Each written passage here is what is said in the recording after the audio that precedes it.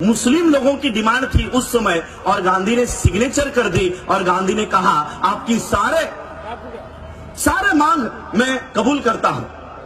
मुस्लिम delegation ने सोचा गांधी ये जाति से बनिया है, हमको अगर कुछ दे रहा है तो कुछ मांगेगा जरूर। इसलिए मुस्लिम लोगों ने पूछा कि इसके बदले में आपको क्या चाहिए।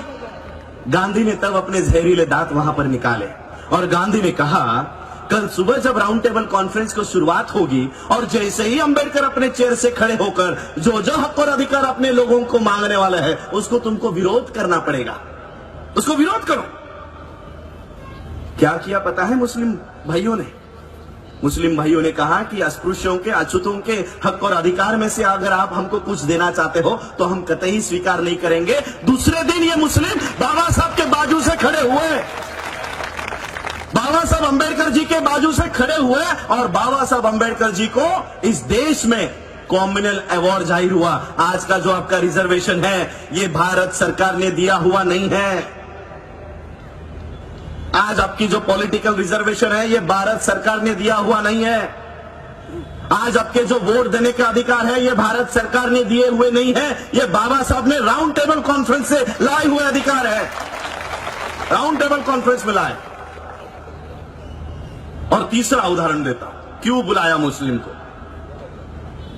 इस देश में जब अंग्रेजों ने सोचा कि अभी इस देश को आजाद कर देना चाहिए, इस देश में बहुत उठाव हो रहा है, आजादी की मांग हो रही है, अब हमको इस देश से चले जाना चाहिए। तब अंग्रेजों ने कहा चले तो जाएंगे लेकिन हम जाने के बाद ये चलेगा कैसे, ये देश चलेगा कैसे। और इसलिए इस देश को चलाने के लिए एक कॉन्स्टिट्यूएंट असेंबली संविधान सभा होनी चाहिए। यह संविधान सभा इस देश के संविधान को निर्माण करने का काम करेगी।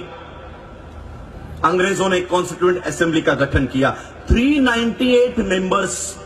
आपको लगता है बाबा साहब अंबेडकर एक अकेले इस संविधान सभा में थे?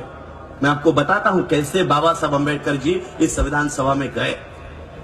इसी मुंबई से, जहां पर मुंबई में हम बैठे हैं, इसी मुंबई से बाबा साहब अंबेडकर जी ने इस संविधान सभा में जाने के लिए प्रयास किए।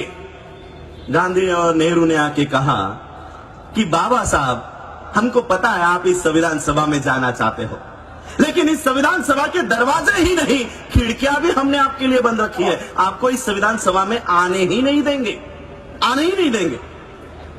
बाबा साहब अंबेडकर जी की कोई भी किताब उठाओ, बाबा साहब ने लिखी हुई राइटिंग एंड स्पीचेस उठाओ, उसमें बाबा साहब अंबेडकर एक बात के लिए जोर देते हैं और वो है ये है कि हमारे लिए सेफ गार्ड्स निर्माण होने चाहिए, हमारा सुरक्षा कवच होना चाहिए। और ये सुरक्षा कवच संविधान सभा में जाने के बाद ही बन सकता था, लेकिन इस संविधान सभा में बाबा साहब को आने के लिए मनाही कर दी गई थी। तब तो बाबा साहब की ये बेचैनी जोगेंद्र नाथ मंडल इन्होंने देखी। जोगेंद्र नाथ मंडल इन्होंने देखा कि बाबा साहब इस संविधान सभा में आना चाहते हैं लेकिन ये लोग बाबा साहब को संविधान सभा में आने नहीं दे रहे। बाबा साहब अंबेडकर जी मुंबई के, महाराष्ट्र के, उनको पश्चिम बंगाल में लेकर जाया गया और पश्चिम बंगाल से इस देश के मुसलमानों ने बाबा साहब को संविधान सभा में भेजा। इस देश के संविधान को बनाने के लिए, इस देश के संविधान को निर्माण करने के लिए बाबा साहब को इस देश के मुसलमानों ने मदद की और आज इस देश के संविधान को हटाने की कोशिश कर रहे हैं। और मैं बाबा साहब के थर्ड जनरेशन से एक प्रतिनिधि ये प्रयास कर रहा हूं कि बाबा साहब का संविधान इस देश में टिका रहे, बना रहे। और इसलिए बाबा साहब का परपोता होने के नाते मैं मुसलमानों को आह्वान करना चाहूंगा कि जिन बाबा साहब को आपने संविधान सभा में भेजने का काम किया, उस संविधान पे आज धोखा मंडरा रहा है। उस संविधान को बचाने के लिए फिर से आपको अंबेडकर परिवार का साथ देना होगा, फिर से आपको साथ देना होगा।